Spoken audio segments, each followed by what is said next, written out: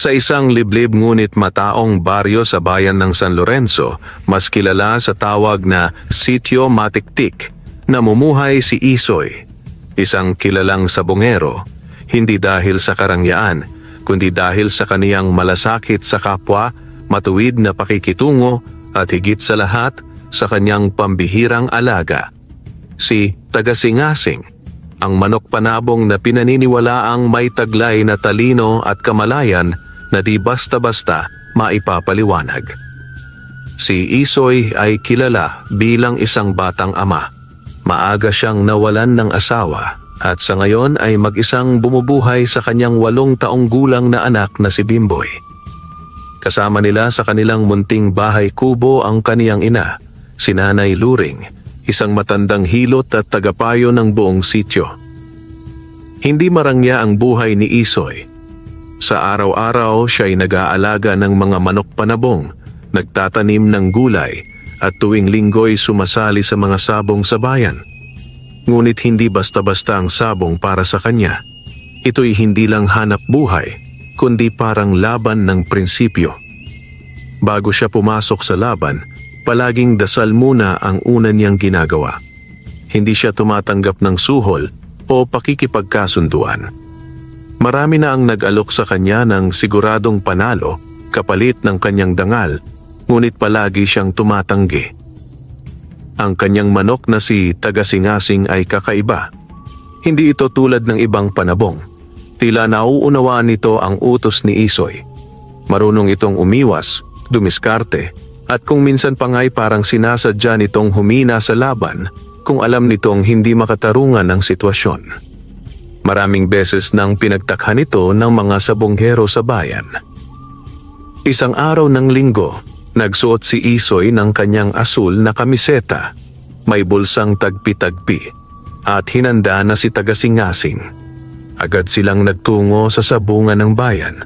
Doon niya muling nakita si Don Fabian Monteclaro, isang mayamang negosyante mula sa syudad, na kamakailan lamang ay nagsimulang mamuhunan sa sabungan ng San Lorenzo.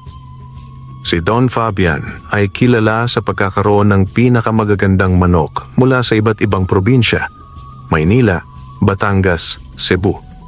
May sarili pa siyang manggagamot ng manok at manok engineer na laging kasama sa likod ng sabungan.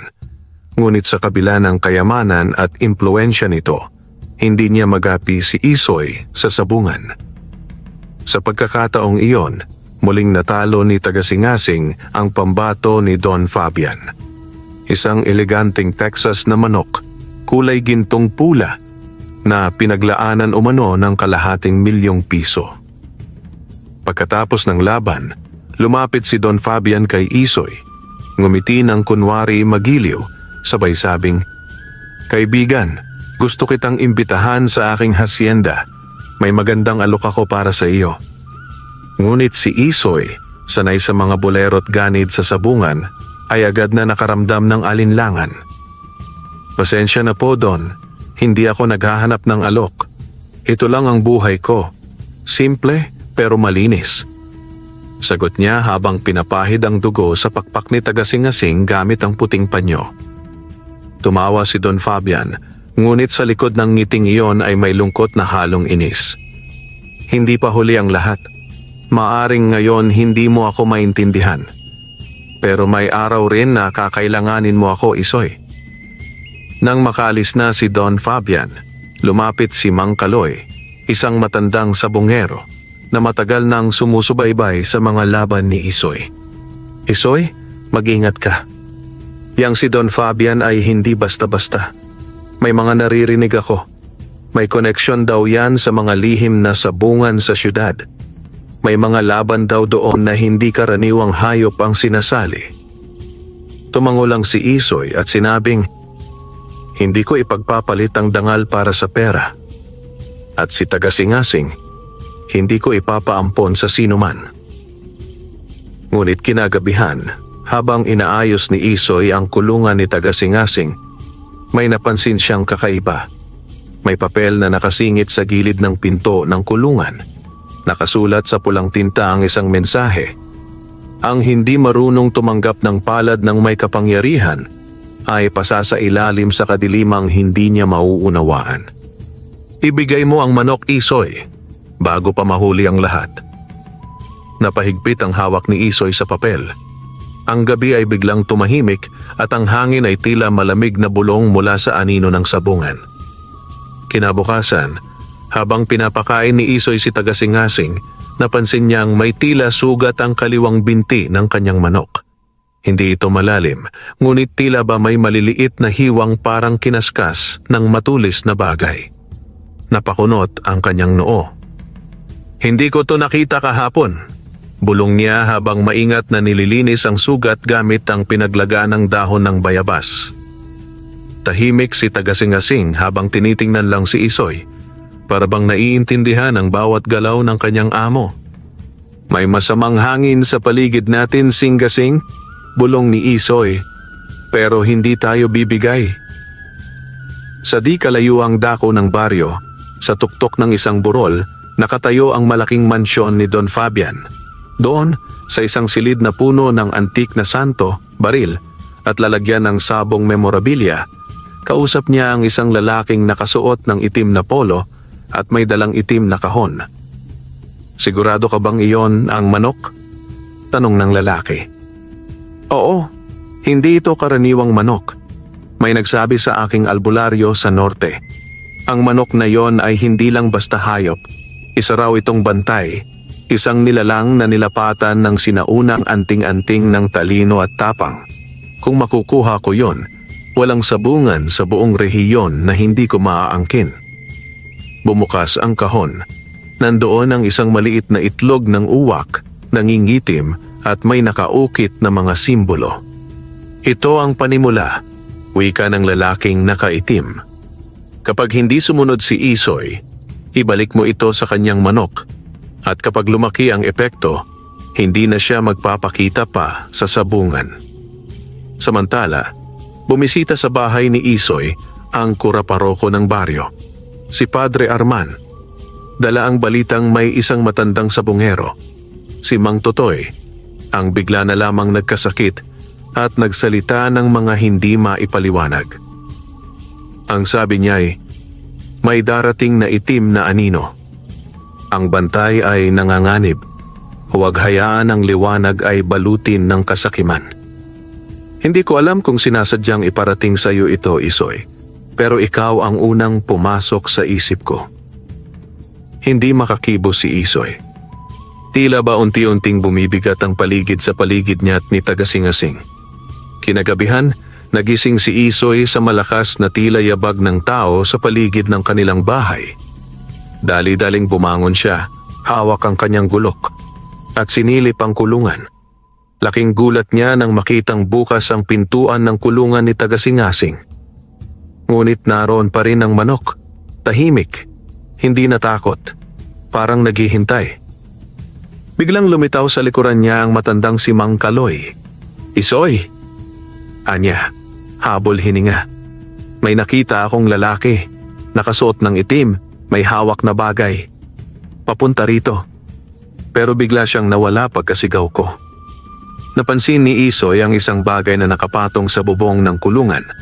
Ang itim na itlog, malagkit at malamig sa kanyang palad. Napalingon si Mang Kaloy at napaurong. "Yan ay hindi karaniwang bagay, Isoy. Ganyan ang gamit ng mga taong may alagad na itim na karunungan. Pampaaligid yan ng sumpa at panghihina." "Kay Don Fabian ito," bulong ni Isoy. "Alam kong siya." "Tandaan mo ang sinabi ko kahapon," ani Mang Kaloy. "Hindi siya ordinaryong sabungero. At kung ayaw mong kunin niya ang manok mo sa madaliang paraan, baka gamitin niya ang mga daang madilim." Nagpasya si Isoy na dalhin si Tagasingasing kina Aling Luring upang ipasuri. Habang tinatanggal ni Aling Luring ang mga masamang enerhiya gamit ang dasal at mga halamang gamot, nakakita siya ng kakaibang marka sa ilalim ng pakpak ng manok. Isang tattoo. Hindi natural, parang ukit mula sa sinaunang sulat baybayin na lumilitaw lang kapag basa ng langis. "Anak," anya kay Isoy, "ang manok mo ay may dalang bertud. Isa itong likha ng mga lumang albularyo, Ginamitan ng pagbuo ng kaluluwa ng mandirigma. Hindi basta-basta ang manok na to, kaya gustong-gusto ito ng mayayamang sabonghero dahil ang taglay nitong lakas ay higit pa sa pisikal, pati espiritual. Tumango si Isoy at sa loob niya ay tumibay ang paninindigan. Hindi ko ito ipamimigay, kahit magkano pa ang alok, kahit buhay ko pa ang kapalit. Ngunit sa likod ng kanyang paninindigan, nagsisimula ng gumalaw ang anino ng kasakiman sa tabi ng sabungan at may mas malaking plano si Don Fabian. Ang unang laban ay tapos na. Ngunit ang tunay na sabong, ang sabong ng liwanag laban sa dilim ay magsisimula pa lamang. Mabilis kumalat sa buong baryo at mga karatig na lugar ang balita. Magbabalik sa sabungan si Isoy, dala ang kanyang mahiwagang manok panabong na si Tagasingasing. Ang kanilang unang laban matapos ang mahabang pamamahinga ay itinakda sa 1 linggo sa sabungan ng San Miguel, ang pinakamalaking sabungan sa rehiyon kung saan madalas sumubok ang mga sabongherong may pusta, yabang at matitinding alaga. Sa araw ng laban, dumagsa ang tao mula sa mayamang sabonghero hanggang sa mga karaniwang mananaya, pati na ang mga matandang albularyo na bihira nang lumabas ng bahay. Ang iba ay hindi dahil sa sabong ang interes, kundi dahil sa usap-usapang may kababalaghan ng manok ni Isoy. Sa loob ng sabungan, nakaupo sa kanyang upuang dekawayang may pulang palamuti si Don Fabian, nakasuot ng puting barong na may borda ng tandang sa dibdib. Sa kanyang tabi ang sariling panabong, isang puting Texas na sinanay sa mahal na conditioning facility sa Maynila. May taglay itong mahahabang tari na inukit mismo ng isang kilalang panday mula sa Cebu. Sa wakas, anya habang ngumiti ng mapanlinlang, makukuha ko na ang manok na yon sa paraang patas o marahas. Sa likod ng sabungan, tahimik na kinakausap ni Isoy si Tagasingasing. Hindi ito basta laban, Singasing. Hindi lang ito sabong. Ito'y laban ng dangal. Hindi tayo nandito para yumaman, kundi para ipakita sa kanila na hindi lahat ng mahirap ay dapat yurakan ng may kapangyarihan. Mabilis ang sagot ng manok, isang mahinhing tilaok, pero may dating. Tila ba alam nitong may misyon siyang dapat gampanan? Biglang lumapit ang isang lalaki, payat, maitim, at may suot na kulay abong sombrero. Si Mokong, ang kilalang alalay ni Don Fabian. Tol, panimula nito kay Isoy, bago pa magtari, baka gusto mong pag-isipan pa ang alok ni Don Fabian. 1,000,000 piso kapalit ng manok mo. Sapat na para bumili ka ng bagong buhay, bagong bahay, bagong lahat. Ngunit hindi sumagot si Isoy. Tinitigan lang niya si Mokong, sa kadahan-dahang hinimas ang ulo ni Tagasingasing. Anong halaga ng 1,000,000 kung bibitawan ko ang bagay may puso, dangal at kabutihan? Tumalikod si Mokong halatang hindi natuwa. Yan ang huling pagkakataon mo, Isoy. Magsisimula na ang laban. Unang tinawag ang pangalan ni Isoy, kasunod si Don Fabian. Lumabas sila sa gitna ng sabungan. Tumahimik ang lahat. Ang mga mata ng mga tao tila magnetong nakatuon sa dalawa. Isang magsasaka sa simpleng tsinelas at isang don na may alalay, pusta at reputasyon. Pagharap ng dalawang manok, humugong ang sabungan. Si Tagasingasing, kayumangging pula, may matalim na tingin, tahimik lang habang kumikilos ng may kumpiyansa. Samantalang ang manok ni Don Fabian ay maputi, matikas at mabilis tumutuka sa hangin. Nagtagpo ang mga mata ng mga tandang. Tila hindi lang laban ng hayop kundi banggaan ng espiritu. Nagbaba ng hudyat ang punong sabonghero. Mga Ginoo, handa na ba kayo? Sabay tango ni Isoy at Don Fabian. Sabong, simula! Lag! Agad sumugod ang puting tandang ni Don Fabian. Mabilis ang galaw, tila sinanay na pumatay sa unang salpok. Tinamaan sa pakpak si Tagasingasing, pero hindi siya nagpatinag. Tumalon ito pataas, umiwas sa sumunod na tari, at sa isang ikot ay dumapo sa likod ng kalaban. Singasing sa likod! Sigaw ni Isoy. Para bang naintindihan nito, sinundot ni Tagasingasing ang batok ng kalaban, isang mabilis ngunit malalim na tagos. Nagyawan ng mga tao, ang iba'y napahiyaw, ang iba na may napamulagat. Hindi ordinaryong galaw yon. Parang tao yang manok ni Isoy.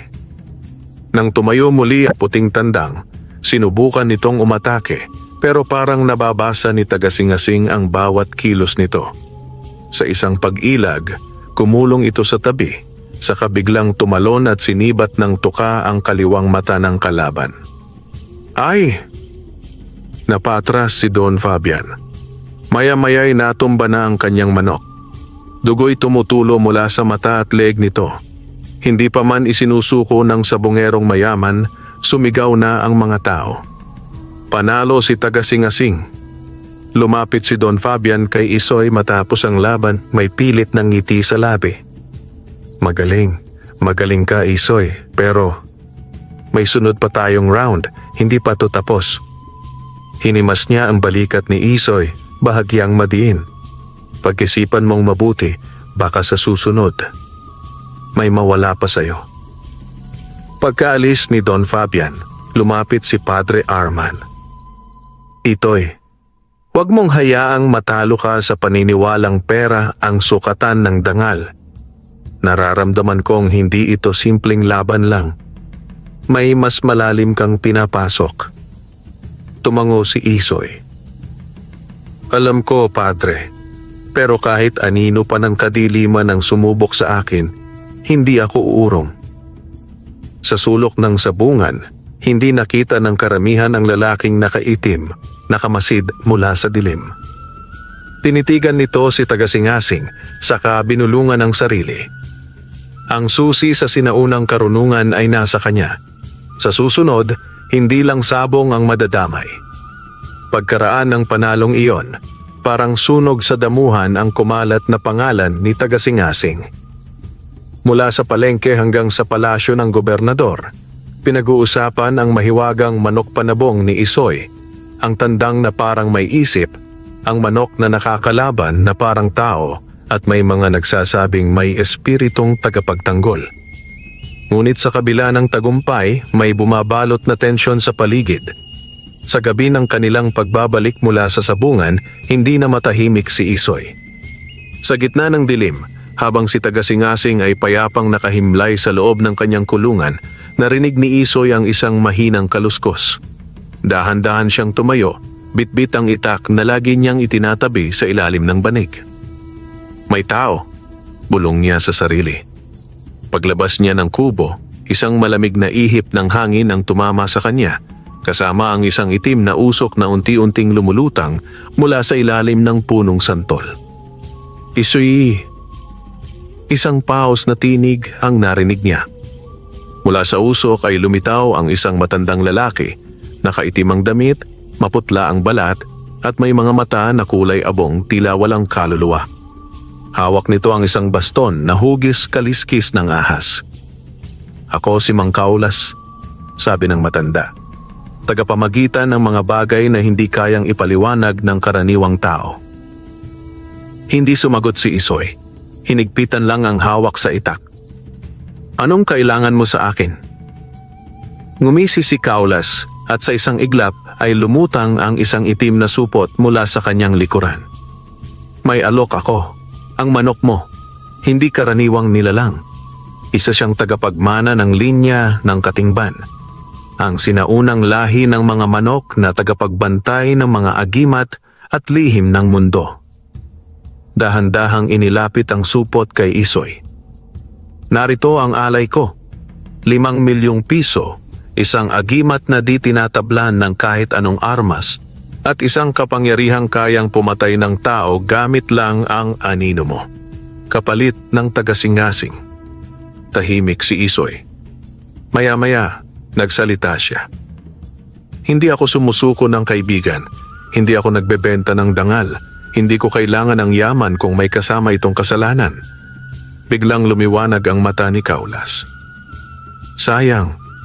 Gaya ka rin pala ng mga nauna. Matigas ang ulo pero madali durugin.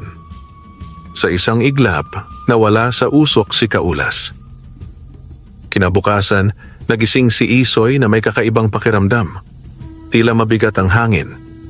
Paglabas niya, may isang matandang babae ang naghihintay sa harapan ng kubo. Si Aling Pining, ang matandang albularya ng kabilang baryo. Isoy, panimula niya. May nararamdaman akong puwersa ng kadiliman. May umaaligid sa'yo at sa manok mo. Hindi ito basta sabong lang. Ang tagasingasing mo, isa sa 7 araw sa lumang pitak. Anong ibig mong sabihin, Aling Pining? Tanong ni Isoy. 7 hayop na ginawang tagapag-ingat ng sinaunang kapangyarihan ng kabutihan. Pinrotektahan sila ng mga espiritu laban sa mga nilalang ng dilim. Isa dyan ang alaga mong manok. Napaupo si Isoy, hindi makapaniwala. Kung tama ang hinala ko, dagdag ni Aling Pining, hindi lang sabongero ang kalaban mo.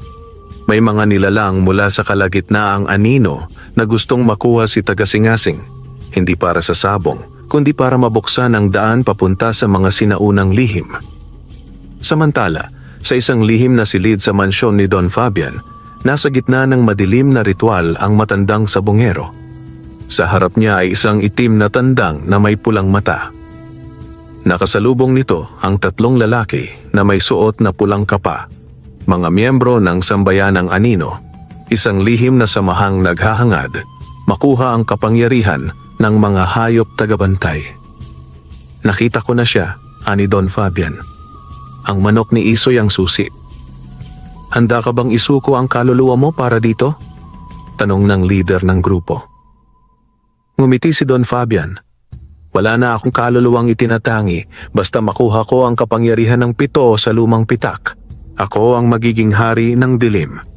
Sa gabi ring iyon, habang payapang natutulog si Isoy, ginising siya ni tagasingasing sa pamamagitan ng sunod-sunod na tilaok. Paglabas niya, nagulat siya sa nakita. May itim na tandang na may apoy sa mata na nakatayo sa tapat ng kanilang kubo. Nasa ulo na nito ang isang aninong lumulutang. Walang muka, pero may pakpak ng paniki. Ibigay mo ang tandang, bulalas ng nilalang. Nagpintig ang dugo ni Isoy. Muling kinuha ang kanyang itak at tumayo sa harapan ni tagasingasing. Kung gusto niyo ang tandang ko, daanin niyo sa laban. Sa harapan ng kubo ni Isoy, naglalaban ang liwanag at kadiliman. Sa isang panig, si Isoy, hawak ang kanyang lumang itak na minana pa raw sa kanyang lolo. Isang itak na pinabasbasa ng albularyo at nilubog sa banal na tubig ng ilog Mariwasa. Sa likod niya, si tagasingasing, ang kanyang matalinong panabong, tila may sariling tapang at paninindigan. Sa kabila naman, ang manok ng apoy, isang itim na tandang na may naglalagablab na mata, tila gawa sa mga alingasngas ng impyerno. At ang nakakatakot na nilalang na may katawan ng tao, pakpak ng paniki at mukhang walang mukha, isang anino ng kalagitnaan ayon kay Aling Pining. Isang babala, Isoy, wika ng nilalang, habang ang kanyang tinig ay parang kulog na malayo ngunit masakit sa tenga. Ang manok mong iyan ay hindi para sa isang kagaya mo. Isa siyang tagapag-ingat. Huwag kang humadlang sa mga bagay na hindi mo lubos na nauunawaan. Pero hindi na tinag si Isoy. Ang hindi ko lubos na uunawaan, tinatanong ko. Pero ang sa akin, hindi ko ipinamimigay. Sa isang kisap mata, umatake ang manok ng apoy. Tumalon ito. May kasamang apoy sa kanyang mga kuko. Tila bulalakaw na galing sa impyerno. Ngunit si tagasingasing ay mabilis. Isang likaw pa lamang ay nakaiwas na ito. Saka naglunsad ng matatalim na atake gamit ang kanyang tukat mga kuko. Mula sa dilim, gumalaw ang aninong nilalang. Lumipad ito, tila gustong sakmalin si tagasingasing. Ngunit hindi inasahan ng nilalang na si Isoy ay may taglay ring sibat na kahoy ng lanayte na agad niyang isinaksak sa katawan nito. Napasigaw ang nilalang at sa unang pagkakataon ay nakita ni Isoy na nasasaktan nito. Sa sabayang pag-atake ni Isoy at Tagasingasing, naganap ang isang kakaibang tagpo. Ang langit ay kumidlat, ang lupa ay umuga, at ang katawan ng nilalang ay nagsimulang magsaabo. Hindi pa tapos ito, bulalas ng nilalang bago ito tuluyang naglaho sa alikabok ng gabi. Nang muling umaliwalas ang paligid, halos hindi makapaniwala si Isoy sa nasaksihan. Ngunit ang pinakakakaiba sa lahat, nang lumapit siya kay Tagasingasing, napansin niyang may liwanag sa pagitan ng mga balahibo nito sa dibdib. Isang maliit na marka, hugis bilog na may 3 linya na parang bituin. Bumalik sa alaala ni Isoy ang sinabi ni Aling Pining. 7 hayop na tagapangalaga ng sinaunang kapangyarihan, bawat isa ay may tanda. Kinabukasan, muling bumisita si Aling Pining. Nang makita niya ang marka, hindi na siya nag-atubili. Totoo na nga, isa siya sa 7 tagabantay, ang tandang ng silangan, ang tanging may kakayahang makaamoy ng dilim kahit pa ito ay nakatago. Napaupo si Isoy sa damuhan. Pero ako, isang simpleng sabongero lang ako. Bakit ako ang napiling kasama ng manok na to? Ngumiti si Aling Pining. Mabuting puso, Isoy. Iyan ang tunay na agimat. Ngunit ang kalmado ay hindi tumagal. Sa kabilang bayan, sa isang lihim na kuta sa ilalim ng lumang sementeryo, nag-uusap sina Don Fabian at Mang Kaulas. Nabigo ang manok ng apoy. Bulalas ni Don Fabian, galit ang tinig. Ang Tagasingasing ay nagising na. Ang markang iyon ay isang pahiwatig. Nagbukas na ang unang selyo. Ang mga 7 tagabantay ay unti-unting ginigising ng kapalaran. Tumango si Kaulas. Panahon na para tawagin ang 3 itim na kakatok. Samantala, sa kubo ni Isoy, habang pinapainom niya si Tagasingasing ng sabaw ng dahon ng banaba, bigla niyang napansin ang mga ibong maya ay nagsiliparan, parang may paparating na panganib. At sa malayo, isang lumang kariton ang dahan-dahang papalapit sa kanyang bahay. Sa ibabaw nito ay may 3 taong nakasuot ng itim, 3 sabongero na may bitbit ding mga panabong. Ang isa ay bulag, ang isa ay bingi, at ang isa ay wala raw pusong tumitibok. Sila ang 3 itim na kakatok. Tahimik ang paligid, masyadong tahimik. Ang malamlam na araw ay tila nag-aalangan sa pagsikat at ang mga alitaptap sa paligid ni Isoy ay nagmistulang naglaho parang may masamang espiritong pumasok sa baryo. Sa kalsadang alikabok, isang lumang kariton ang marahang gumulong, waring hinihila ng mga kabayong hindi kita. Sa ibabaw nito, 3 nilalang na nakasuot ng itim na balabal ang dahan-dahang lumapit sa kubo ni Isoy. Ang isa ay bulag, ang isa'y bingi, at ang pangatlo'y walang puso, literal, sapagkat kita ang guwang sa kanyang dibdib kung saan dapat naroon ang pusong tumitibok. Hindi ordinaryong sabongero ang mga ito. Hindi rin sila basta tao. Tok! Tok! Tok! 3 katok sa pinto ni Isoy. May tao ba riyan, kaibigan? Ani ng bingi, subalit siya'y nagsalita ng buo at malinaw. Paano siyang nagsalita kung siya'y bingi? Lumapit si Isoy. Hawak-hawak ang kanyang itak, habang si Tagasingasing ay nanatiling nakatayo sa likod niya. Ang balahibo'y nakataas, ang mga matay nanlilisik. Pinuksan ni Isoy ang pinto. Tumambad ang 3 nilalang. May dalang panabong ang bawat isa. Lahat ay itim, lahat ay may kakaibang anyo. Kung sabong ang hanap ninyo, ani Isoy, hindi dito yan. Wala akong interes sa sabong ng masasama. Ngunit ngumisi ang bulag. Hindi kami andito para sa karaniwang sabong. Kami naatasang subukin ang tagabantay ng silangan. Kung siya'y tunay, makakalusot siya. Kung hindi, Huhukayin namin ang kanyang marka't isusuko sa aming amo. Ang unang kakatok, sabongero bulag. Mula sa kanyang balabal, inilabas ng bulag ang isang manok na tila nililok mula sa uling. May 5 mata, ngunit lahat ay walang balintataw. Tinawag niya itong tandang sumpa. Sa gitna ng bakuran ni Isoy, inihanda ang arena ng sabong. Isang bilog na pinulot-pulot lamang ni Isoy gamit ang uling at asin. Sa loob, nilagay si Tagasingasing at ang tandang sumpa. Boom! Sa unang salpukan pa lang, sumabog ang hangin, tila may puwersang di karaniwan. Napaatras si Isoy. Sa ikalawang engkwentro, napansin ni Isoy na ang mga galos ni Tagasingasing ay hindi dumurugo. Parang tinatamaan ng aninong walang laman. Ngunit bumawi si Tagasingasing, isang malinis na palo sa leeg, at ang tandang sumpa ay nagkapira-piraso sa ere, naglaho sa ulap ng abo.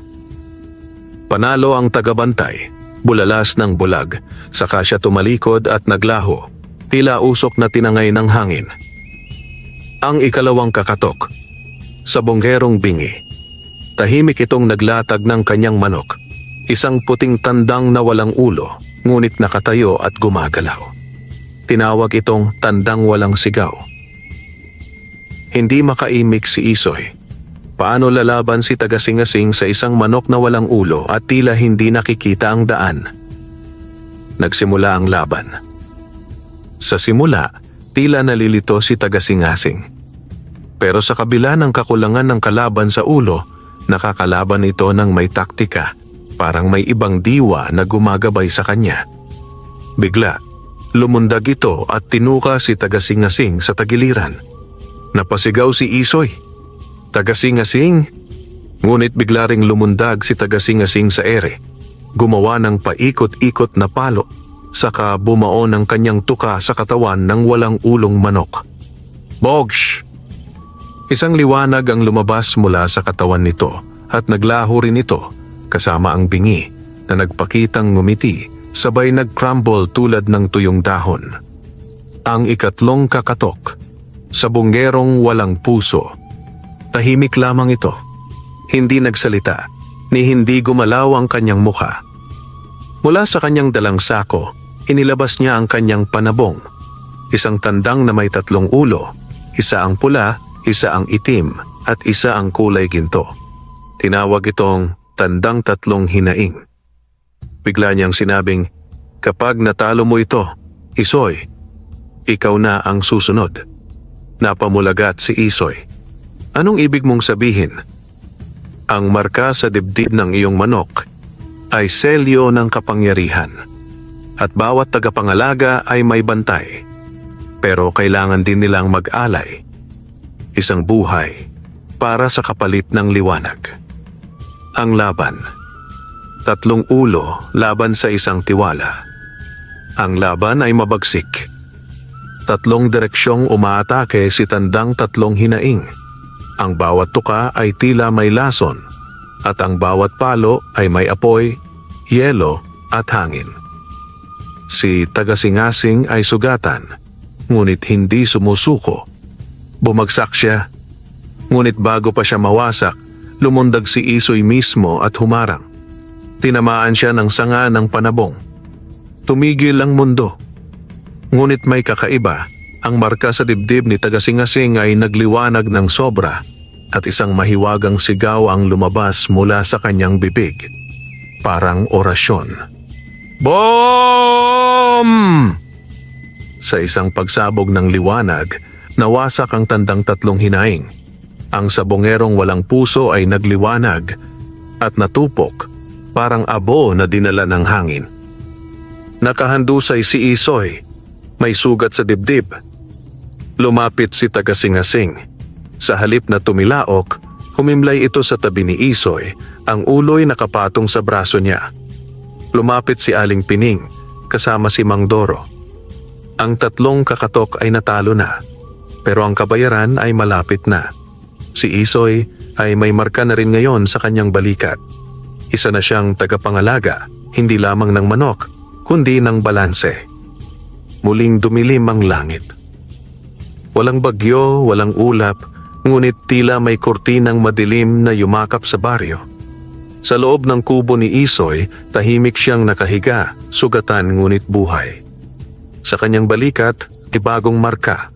Hugis manok na tila umiikot ang mga balahibo na parang may buhay. Hindi na siya basta sabongero. Bulong ni Mang Doro habang inaasikaso ang sugat ni Isoy. Isa na siyang tagapangalaga, katulad ng kanyang lolo. Napakunot noo si Aling Pining. Bakit ngayon mo lang sinasabi, Doro? Anong kinalaman ng lolo ni Isoy dito? Taong 1945, matapos ang digmaan, may isang kilalang sabongero sa baryo, si Lolo Sancho, ang lolo ni Isoy. Hindi lamang siya magaling sa sabong, kundi siya rin ang itinalagang bantay ng isang lihim, ang 7 manok ng balanse. Ayon sa lumang kasulatan, may 7 manok sa buong daigdig na naglalaman ng kakaibang lakas, tagapangalaga ng pagitan ng mundo ng mga tao at ng mga espiritu. Isang puti, isang itim, isang pula, isang bughaw, isang luntian, isang ginto, at ang pinakahuli, ang tagasingasing, ang manok na may kapangyarihang gisingin ang iba. Ang bawat manok ay itinalaga sa mga tagabantay, mga piling nilalang na may pusong dalisay. Ngunit isang araw, may isang taong sumira sa balanse, isang sabongherong sakim, Don Fabian de Montemayor. Bumalik tayo sa kasalukuyan.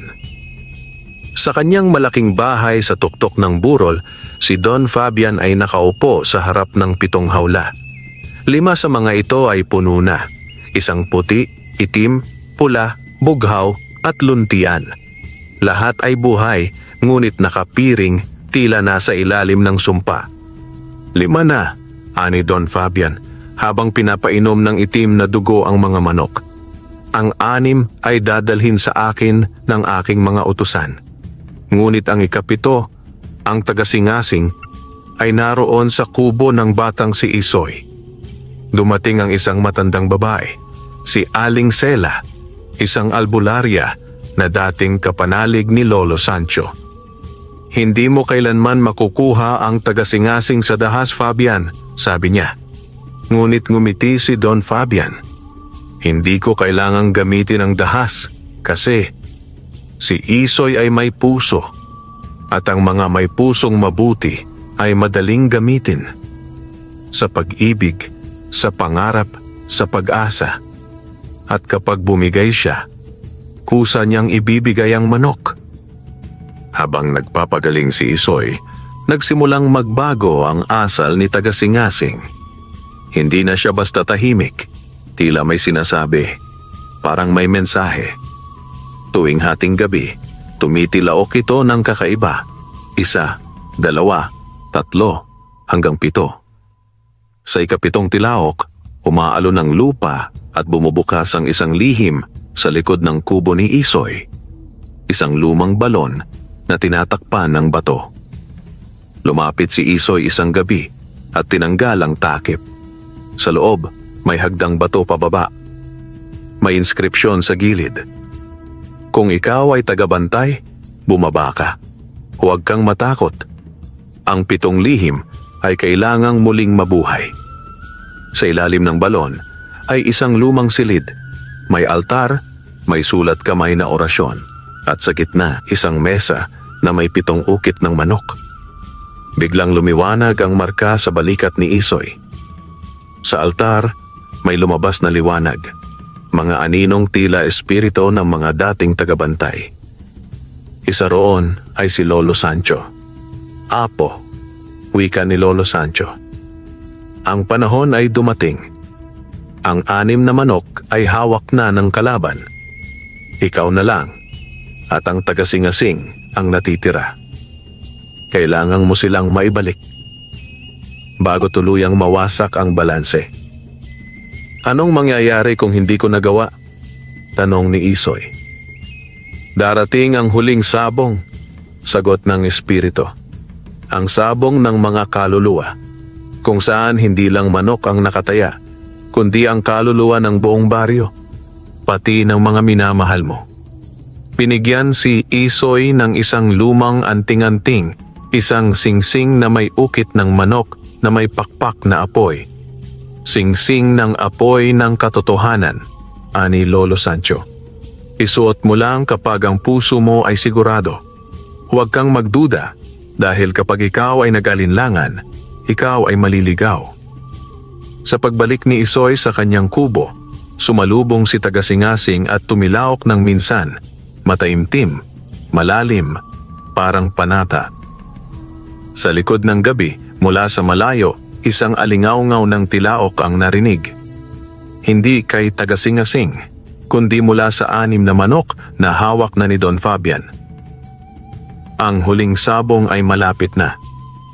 Madilim pa nang gumising si Isoy. Ang hangin sa paligid ay tila may dalang pangamba. Hindi dahil sa unos, kundi sa di maipaliwanag na bigat na parang may nagmamasid. Sa kanyang tabi, si Tagasingasing ay nakaupo, hindi na parang manok na pangsabong, kundi parang bantay ng isang panaginip na maaaring maging bangungot. Panahon na, bulong ng albularyong si Mang Doro habang hawak ang lumang orasyon na may pulang sinulid. Ang huling sabong ay hindi lamang laban ng mga tuka at tari, ito'y laban ng puso at kaluluwa. Bago magalis ang araw, dumating ang isang grupo ng mga kabayo sa harap ng bahay ni Isoy. Sa gitna nila ay si Eduardo, ang alalay ni Don Fabian, dala ang isang makapal na sobre. Don Fabian, ani Eduardo, ay formal na nag-aanyaya sa iyo, Isoy, para sa isang sabong sa gitna ng Tanikalan Fields, ang lugar kung saan ginaganap ang sabong ng mga alamat. Wala itong patakaran, walang limitasyon. Ang mananalo ay magkakamit ng 6 na manok o mawawalan ng lahat. Pati kaluluwa? Tanong ni Isoy. Ngumiti si Eduardo. Oo, pati ang puso mong matagal nang pinupuntirya ng aming Panginoon. Ang Tanikalan Fields ay dating gubat na pinaniniwala ang tinatahanan ng mga lamang lupa. Sa gitna ng lupang tuyot, nakatayo ang isang lumang estruktura na hugis sa bungan ngunit yari sa kahoy ng balete at kawayan ng sinaunang panahon. Dumagsa ang mga tao mula sa iba't ibang baryo. Lahat sabik makita ang laban. Ngunit kakaiba ang sabong na ito. Tahimik ang mga tao. Walang sigawan. Walang pustahan. Ang mga anino ng nakaraan ay tila sumasabay sa bawat hakbang ng mga manok. Sa gitna, nakaupo sa trono ng ginto si Don Fabian, suot ang itim na kamiseta at may hawak na baston na may ulo ng manok. Ikaw na ba talaga ang apo ni Sancho? Tanong ni Don Fabian. Walang yabang, walang galit, ngunit may apoy sa mata. Hindi ko kailangan ng yabang, sagot ni Isoy. Ang puso ko ang panlaban. Ipinatawag ang mga manok. Una si Don Fabian. Lumabas ang kanyang 6 na manok, bawat isa ay kumikislap sa sarili nitong kulay. Puti, itim, pula, bughaw, luntian at ginto. Ang mga mata nila ay tila hindi sa hayop, kundi sa espiritu ng mga pinahirapan. Tumilaok ang bawat isa ng sabay-sabay at biglang lumitaw ang isang malaking anino sa likod ni Don Fabian. Isang nilalang na mukhang tao pero may pakpak, matulis ang mga ngipin at nag-aapoy ang katawan. Ang tagahatol. Wika ng albularyong si Mang Doro mula sa gilid. Kapag nanalo si Don Fabian, ang tagahatol ay maliligtas sa pagkakatali sa mundong ito at maghahasik ng kadiliman. Ngunit lumakad si Isoy patungo sa gitna. Dala niya si Tagasingasing na tila napapalibutan ng hangin ng liwanag.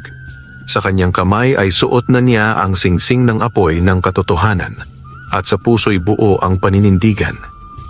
Tumilaok ang gong. Ang unang sumabak ay ang gintong manok ni Don Fabian laban kay Tagasingasing. Tila hindi pantay ang laban. Ang gintong manok ay mabilis, maliksi at sinanay sa itim na sining. Ngunit sa gitna ng laban biglang huminto si Tagasingasing. Napatingin si Isoy. Bakit? Sumagot si Mang Doro. Hindi ito basta sabong ng bilis. Ito'y sabong ng kalooban. Lumapit si Isoy at pumikit. Sa kanyang isip, nakita niya ang loob ng puso ni Tagasingasing. Doon may 6 na anino, nakakadena. Kalayaan, bulong ni Isoy. Sa kanyang isip, binigkas niya ang huling orasyon ng kanyang lolo Sancho. Sa isang iglap, pumutok ang liwanag mula sa kanyang singsing at pinalaya ang 6 na espiritu mula sa pagkakapiit sa 6 na manok. Ang gintong manok ay biglang tumigil. Ang kanyang mga mata ay lumiwanag at parang natauhan. Isa-isa, ang 6 na manok ay lumapit kay Tagasingasing at sa halip na lumaban, lumuhod silang lahat. "No!" sigaw ni Don Fabian. "Hindi ganyan dapat ang plano. Akin ang mundo. Akin ang balanse." Subalit pumutok ang lupa sa ilalim niya. Mula sa kailaliman ay lumabas ang tagahatol na ngayoy hindi na sumusunod sa kanya. "Hindi mo ako tagapaglingkod, Fabian," ani ng tagahatol. "Isa kang gamit lamang upang makalaya." Ngunit siya, sabay turo kay Isoy, ay may pusong malinis at siya ang tunay na tagabantay. Hinila ng dilim si Don Fabian pababa sa lupa at ang kanyang mga sigaw ay lumubog sa ilalim ng balon ng kasalanan. Sa gitna ng katahimikan, tumilaok si Tagasingasing nang minsan, hindi bilang manok na panabong, kundi bilang hudyat ng bagong simula. Isa-isa, ang mga manok ay naglaho sa liwanag. Ang kanilang mga espiritu ay bumalik sa altar ng mga tagabantay. Sa lupa, nanatili si Isoy. May luhang pumatak sa kanyang pisngi, ngunit may ngiting tagumpay. Ang sabungan ay gumuho at ang Tanikalan Fields ay muling naging gubat. Ang mga tao ay tahimik na umuwi, dala ang alaala ng sabong na hindi nila kailanman makakalimutan. Pagkalipas ng ilang buwan, bumalik sa simpleng buhay si Isoy. Sa kanyang bakuran, may bagong mga sisiw, mga inakay ni Tagasingasing.